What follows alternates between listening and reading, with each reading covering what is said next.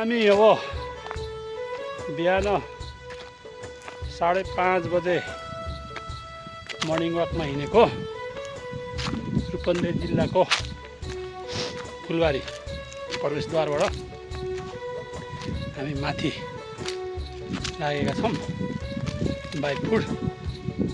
आजको यो नुवाकोट गढी सायद नुवाकोट पाल्पा जिल्लाको सङ्गम पाल्पा रूपन्देही जिल्लाको सङ्गम स्थलमा पुग्दैछौँ। अब पुग्नको लागि नजिक पुगिसकेका छौँ जस्तो लाग्छ। जहाँ यो हाम्रो फुलबारीदेखि केबल कारबाट पनि जाने एउटा रुट छ। अर्को उता बेलवासबाट गाडीमा पनि त्यहाँ पुग्न सकिन्छ। त्यहाँ हामी आज दुईजना साथी चाहिँ हिँडेर जाने जुन चाहिँ हाम्रो प्लान थियो त्यो प्लान मिट गर्दैछौँ। फाइनल्ली अहिले म हिँडेर तपाईँको चाहिँ नुवाकोटको डाँडोमा पुगियो।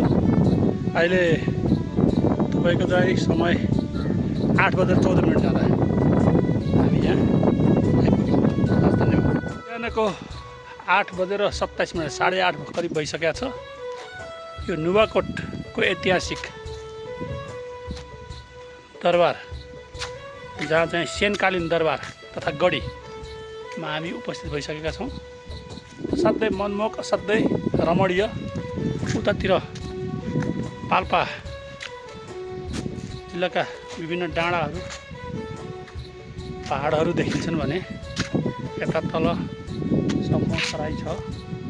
यता चाहिँ जङ्गलहरू विभिन्न जाने रुखहरू चाहिँ एकदमै घना जङ्गल छ। हामी यात्रामै छौँ। यो केबल कार स्टेसनतर्फ जाँदैछौँ। नुवाकोट केबल कार स्टेसनमा हामी फाइनली पुगिसक्यौँ।